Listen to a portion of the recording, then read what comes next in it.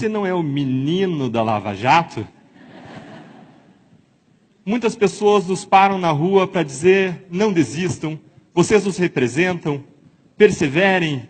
E essa senhorinha simpática virou sorrindo para mim e disse, ah, meu filho, isso aí não vai dar certo. Ela me fez lembrar daquela hiena Hard dos desenhos animados, você lembra? O que mesmo que ela falava? Ó céus, vida, ó azar, isso não vai dar certo. Você conhece alguém assim, que perdeu as esperanças, que acredita que o Brasil não tem jeito? É possível nós vencermos a desesperança e nós derrotarmos a grande corrupção impregnada nas nossas instituições. Mas isso depende de nós.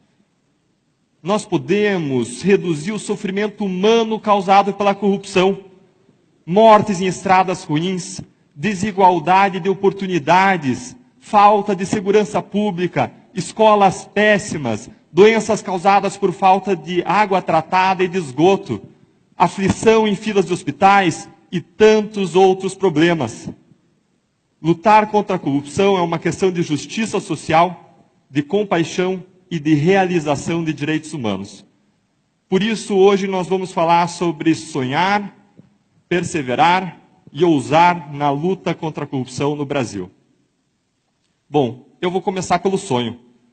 Quando eu saía da faculdade, há 15 anos atrás, eu tinha um sonho de um Brasil melhor. Mas mais do que isso, eu queria contribuir para ele. O caminho que encontrei para isso foi a carreira de procurador da República. Meu objetivo era, nos casos criminais, alcançar a justiça e, com isso, ajudar a evitar a roubalheira e recuperar o dinheiro desviado. Em 2004, eu tive o meu primeiro grande caso de corrupção. Identificamos mais de 70 funcionários fantasmas na Assembleia Legislativa do Estado do Paraná. O dinheiro dos salários era desviado pelo esquema. Passados mais de 13 anos, adivinhem o que aconteceu? Nenhuma pessoa foi punida e nenhum centavo foi recuperado. Um ano depois, em 2005, eu passei a trabalhar no caso Banestado. Acusamos mais de 680 pessoas por crimes graves. Sabem quantas foram presas? Pouco mais de 10, menos de 2%.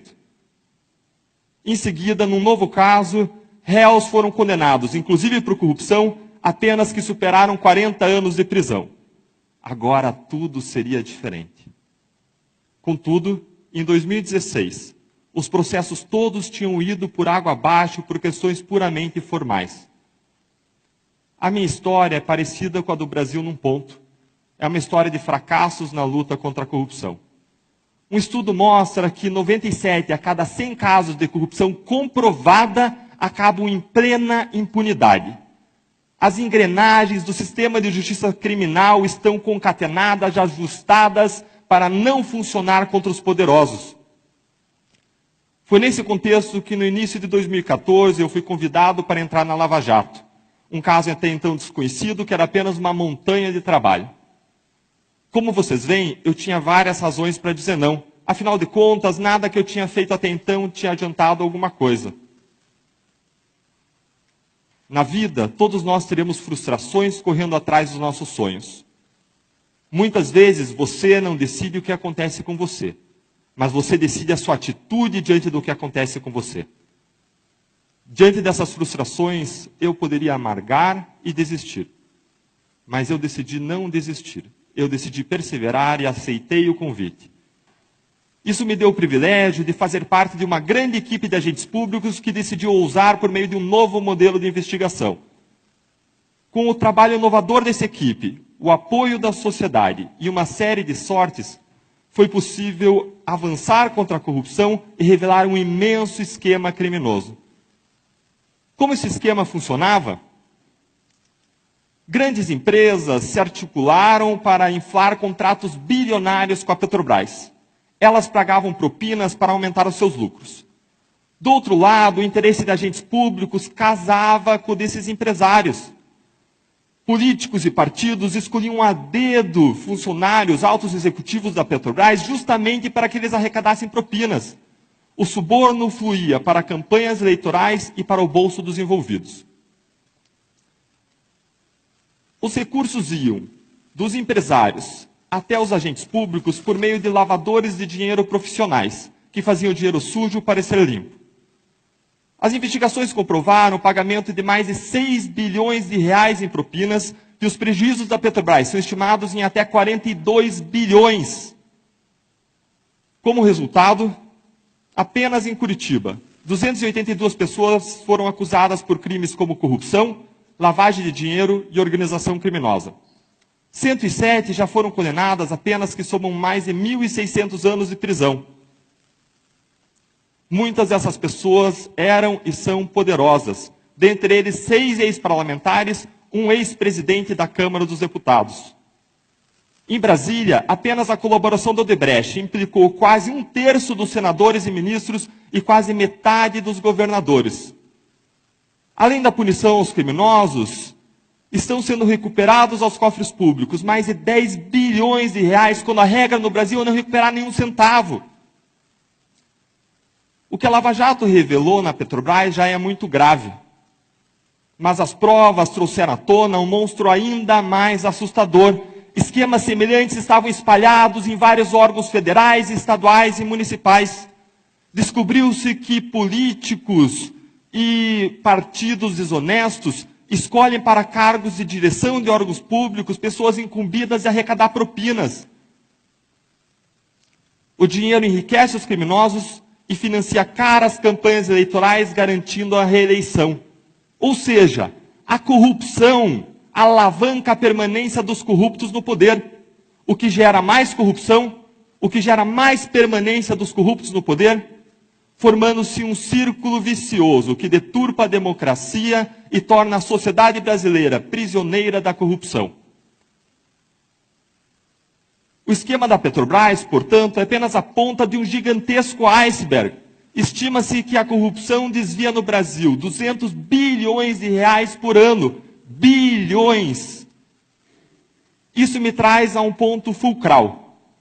Não importa se você é de esquerda, de direita, de centro, de cima, de baixo, de lado, você tem algo importante para fazer com 200 bilhões. Você poderia, por exemplo, triplicar o orçamento federal em saúde ou educação, ou multiplicar por 5 tudo que se investe em segurança pública no nosso país. Se você quer um país melhor, não há como alcançá-lo sem nós enfrentarmos esse problema. E pela primeira vez as coisas começaram a dar certo. Agora, o que a Lava Jato faz é um diagnóstico. Mas não basta diagnóstico, nós precisamos de tratamento. A corrupção sistêmica pode ser comparada ao apodrecimento de maçãs em um barril. O problema não é resolvido simplesmente retirando as maçãs podres. É preciso mudar as condições de luz, temperatura e umidade que fazem as maçãs apodrecerem. Muitas pessoas acreditam que a Lava Jato vai transformar o Brasil, mas é preciso ir além da Lava Jato. Isso nos leva ao final do ano de 2014, quando, para atacar causas centrais da corrupção, foram desenvolvidas propostas legislativas que ficaram conhecidas como 10 medidas contra a corrupção. Elas foram uma iniciativa inédita e ousada do Ministério Público em conjunto com a sociedade civil. O seu objetivo era prevenir a corrupção, reduzir a impunidade e recuperar o dinheiro desviado. Elas alcançaram o apoio de mais de 2 milhões de brasileiros que, por meio das suas assinaturas, as tornaram um projeto de lei de iniciativa popular. Em 2016, enquanto o Brasil chorava a tragédia que vitimou o time de futebol da Chapecoense, a tragédia de avião, na calada da madrugada, a Câmara dos Deputados destruiu as propostas. No lugar das medidas anticorrupção, foi aprovado um projeto que objetivava amarrar as investigações. Novamente, nós podemos amargar e desistir. Lembre que muitas vezes na vida você não decide o que acontece com você, mas é você quem decide qual é a sua atitude diante do que acontece com você. Nós poderíamos amargar e desistir, mas eu decidi perseverar. De lá para cá, contudo, eu tenho visto muitas pessoas amargarem.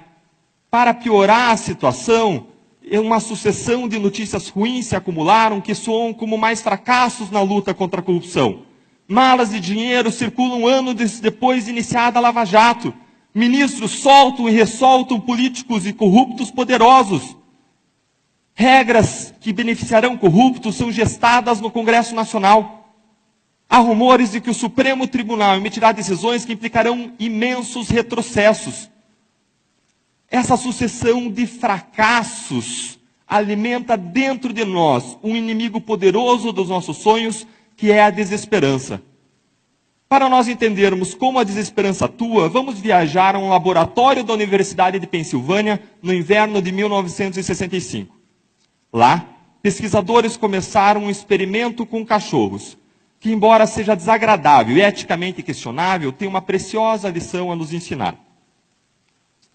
Cachorros de um primeiro grupo foram colocados dentro de um compartimento, um de cada vez, em que eles sofriam choques elétricos regularmente. Eles eram capazes de parar os choques tocando um painel com seu focinho, o que eles aprendiam de modo rápido. Já os cachorros de um segundo grupo foram colocados dentro do mesmo compartimento, mas nada que eles fizessem era capaz de parar os choques. Em seguida, os cientistas colocaram os mesmos cachorros dentro de um novo compartimento, com duas partes separadas por uma pequena cerca.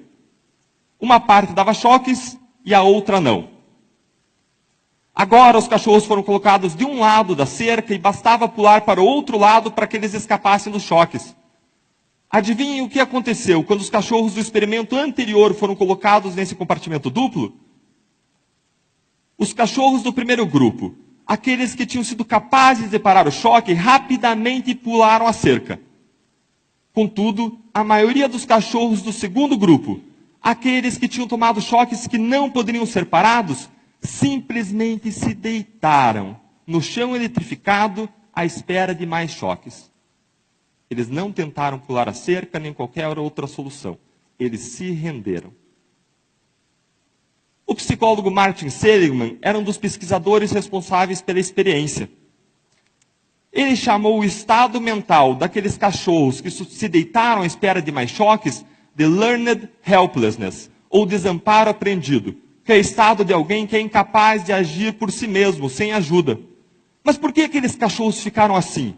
Porque eles se deitaram à espera de mais sofrimento, mesmo quando havia uma saída. Porque eles aprenderam. O modo como eles enxergavam a experiência passada lhes ensinou que eles eram incapazes, que eles eram impotentes. Você vê como a desesperança é poderosa? A desesperança nos paralisa.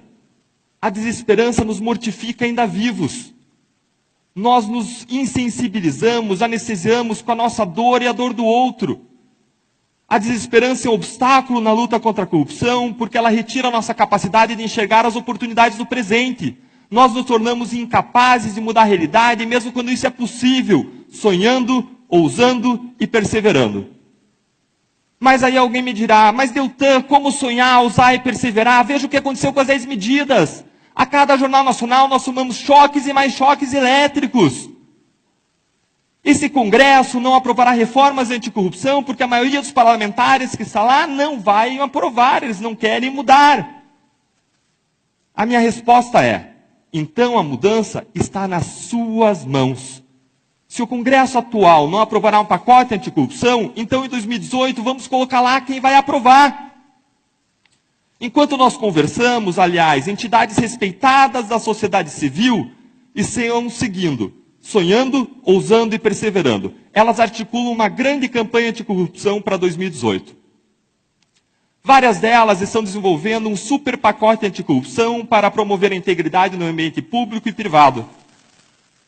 Esse pacote vai além das 10 medidas e aproveita grande parte delas, propondo ainda, por exemplo, melhoras nas licitações, na transparência, no sistema político eleitoral, na educação de crianças e jovens e nas regras de compliance.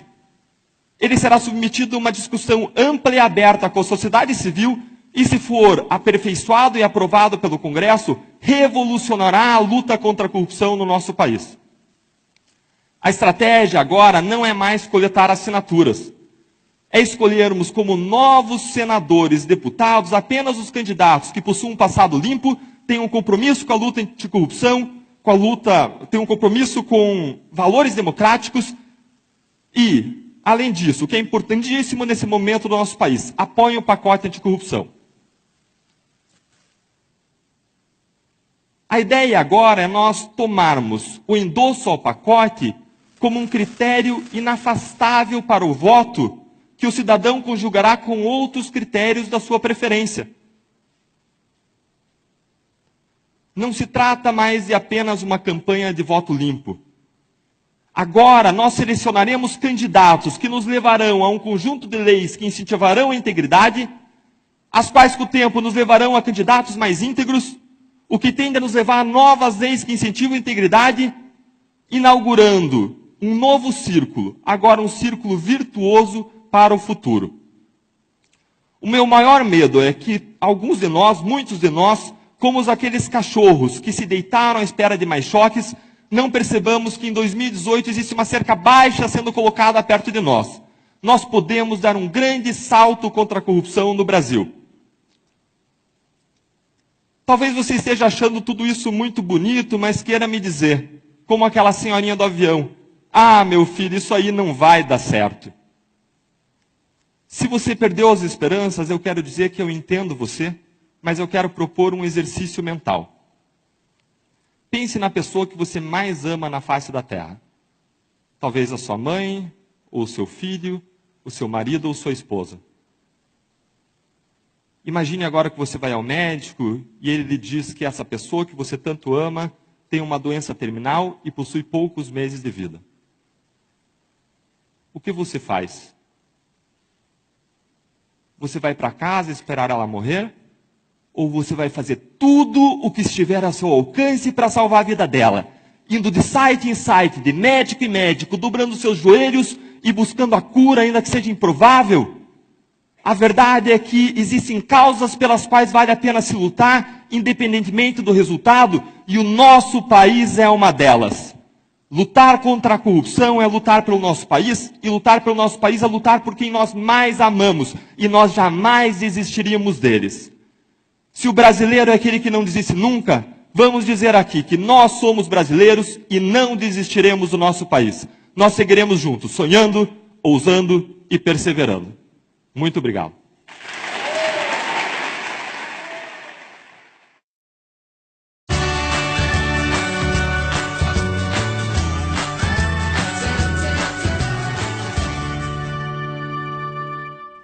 Um tempo atrás, numa viagem de avião, eu sentei confortavelmente numa poltrona da classe econômica e uma senhorinha se sentou do meu lado. Ela se virou para mim, toda simpática, e perguntou: "Você não é o menino da Lava Jato?" Muitas pessoas nos param na rua para dizer: não desistam, vocês nos representam, perseverem. E essa senhorinha simpática virou sorrindo para mim e disse: "Ah, meu filho, isso aí não vai dar certo." Ela me fez lembrar daquela hiena Hard dos desenhos animados. Você lembra? O que mesmo que ela falava? Ó céus, vida, ó azar, isso não vai dar certo. Você conhece alguém assim, que perdeu as esperanças? Que acredita que o Brasil não tem jeito? É possível nós vencermos a desesperança e nós derrotarmos a grande corrupção impregnada nas nossas instituições. Mas isso depende de nós.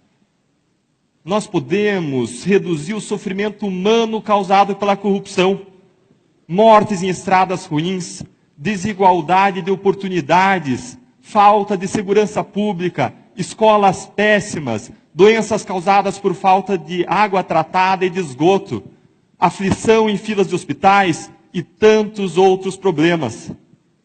Lutar contra a corrupção é uma questão de justiça social, de compaixão e de realização